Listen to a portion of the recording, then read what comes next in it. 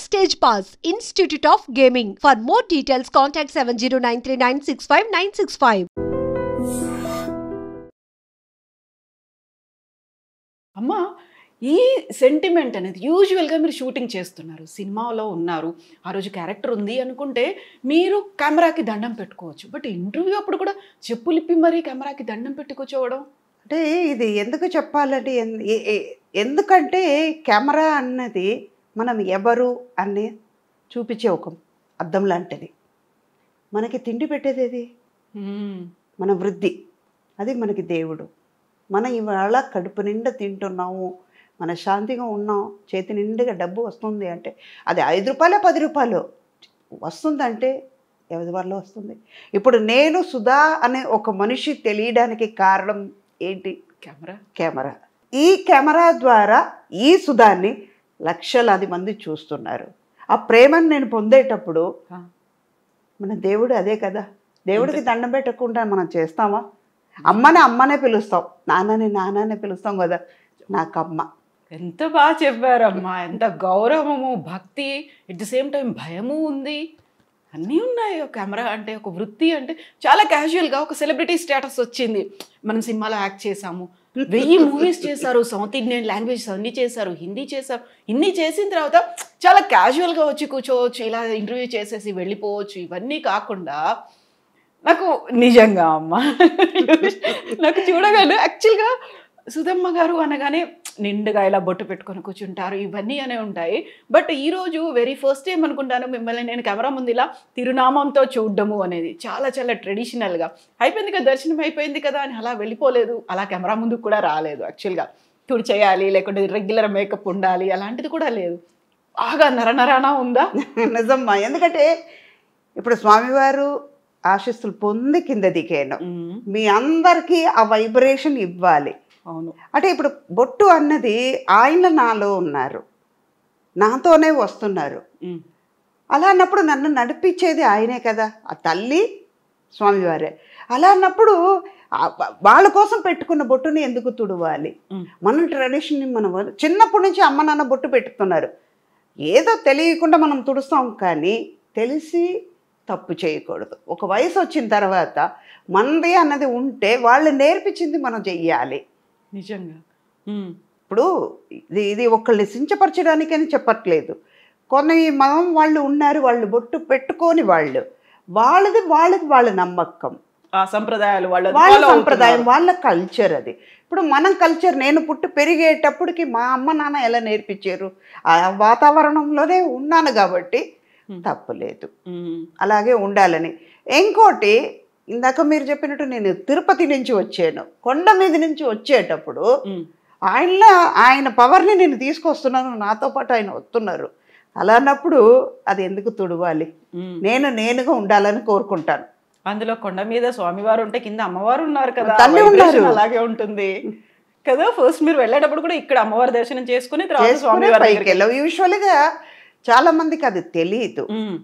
కొండకి వెళ్ళి మళ్ళీ కిందకు వచ్చి తిరుచానూరు వెళ్ళి తల్లిని చూసుకుని వెళ్ళిపోతారు. కాదు, అమ్మ తల్లి లేకుండా తండ్రి ఎక్కడి నుంచి తెలుసు?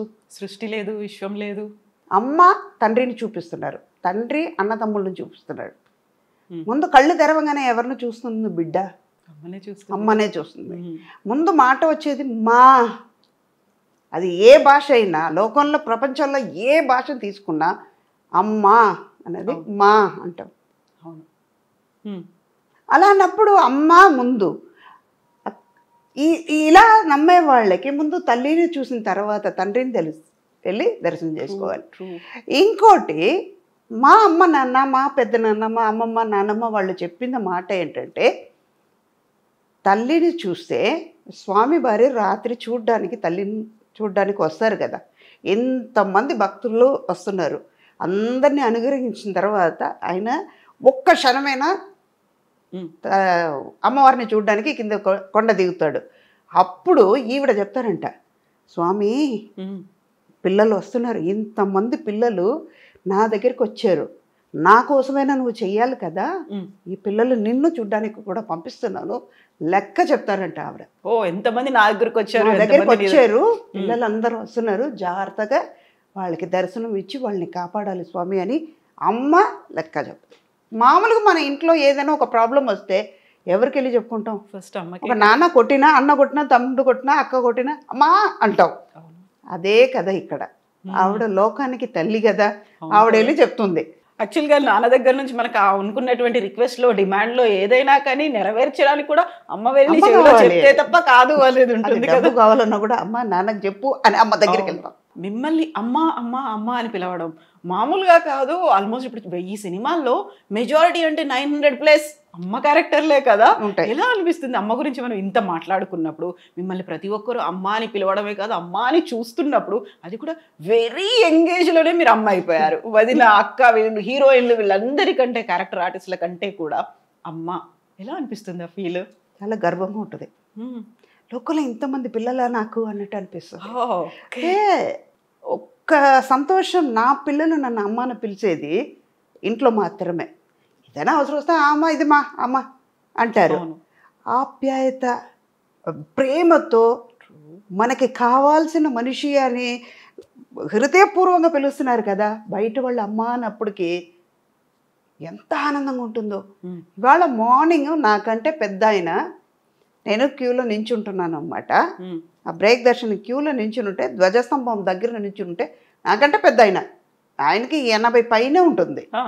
ఆయన అంటున్నారు, అమ్మా నమస్కారం అమ్మా, బాగున్నారా, మంచిగా దర్శనం చేసుకోండి అంటే. అమ్మ అన్న మాట ఆయన నన్ను పిలవాల్సిన అవసరం లేదు, కానీ ఆయన అమ్మ అన్నప్పటికీ అమ్మ అని పిలిపించుకోవడానికి నేనెంత భాగ్యం చేసి ఉండాలి. నిజంగా కదా.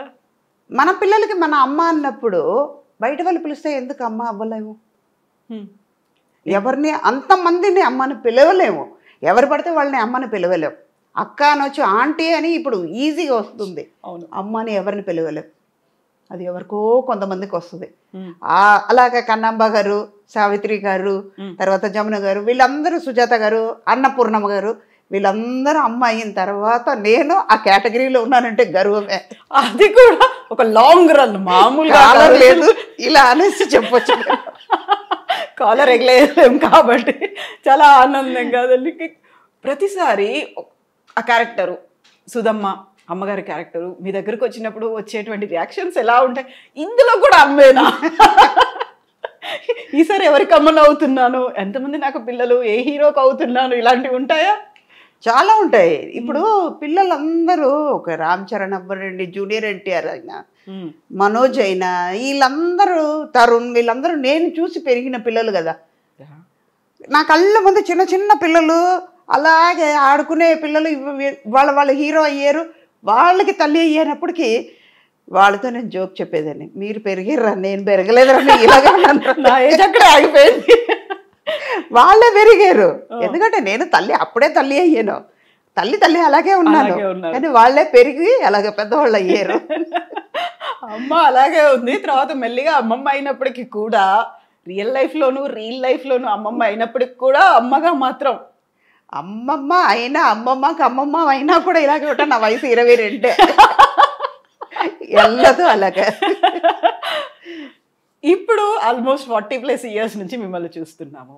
ఒరిజినల్ వయసు ఎంత అడగకూడదు మామూలుగా అయితే, చెప్పడంలో తప్పు లేదు. మా అమ్మ చెప్పుకునేవాళ్ళు, నీ వయసు తగ్గించుకుంటే నీకంటే అబద్ధం చెప్పేవాళ్ళు ఎవ్వరు లేరు అని. ఒక వయసు వచ్చిన తర్వాత నేను 30 అంటే నమ్ముతారా?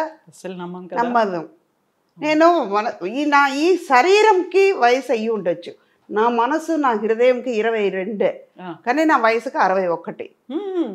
నా శరీరానికి, అవును, దేవుడిచ్చిన శరీరం ఇది, ఇప్పుడు కాదు ఎప్పటికైనా వెళ్ళిపోయే కాలిపోయే శరీరంకి దీని మీద ఇంత ఆశ పెట్టుకున్న దానికి 61. ఇది ఇంకా ఎన్నాళ్ళు ఉంటుందో అది ఆగింది లెక్క లేదు. చాలా చాలా మీరు చేయాల్సినవి ఉన్నాయి కాబట్టి, నాట్ ఓన్లీ రోల్స్ అనట్లేదు నేను, బోల్డ్ అంతా మీరు చేసే బాధ్యతలు మీకు ఉన్నాయి కాబట్టి నిజంగా ఆశీర్వాదాలు ఉంటాయి, అమ్మ ఆశీర్వాదం మీకు ఉంటుంది, అలాగే ఉంటారు. 61 ఏళ్ళు. నేను యాక్చువల్గా 1 year బ్యాక్ నేను సుధమ్మ గారిని చూసినప్పుడు చెబ్బి ఇలా బుగ్గలతో ఉన్నారు. ఇప్పుడు నేను మొత్తం తగ్గిపోయి కొంచెం సన్నగా అయిపోయారు మీరు. ఏమో మహేష్ బాబుతో, జూనియర్ ఎన్టీఆర్తో, ఎవరో ఇప్పుడు కొత్తగా వరుణ్ తేజ్, వీళ్ళందరితో హీరోయిన్గా చేయొచ్చేమో. అనుష్క శెట్టి వీళ్ళందరూ చేయట్లా, నేను చేయొచ్చు. ఎగ్జాక్ట్లీ. వాళ్ళకి అమ్మ మాత్రమే చేయాలా? వాళ్ళ పక్కన హీరోయిన్గా చేయొచ్చు కదా. హైట్ కూడా సరిపోద్ది అనుకుంటా కదా. హైట్, ఆ కలర్. మెయిన్ ఏంటంటే ఈ జోక్స్ అపార్ట్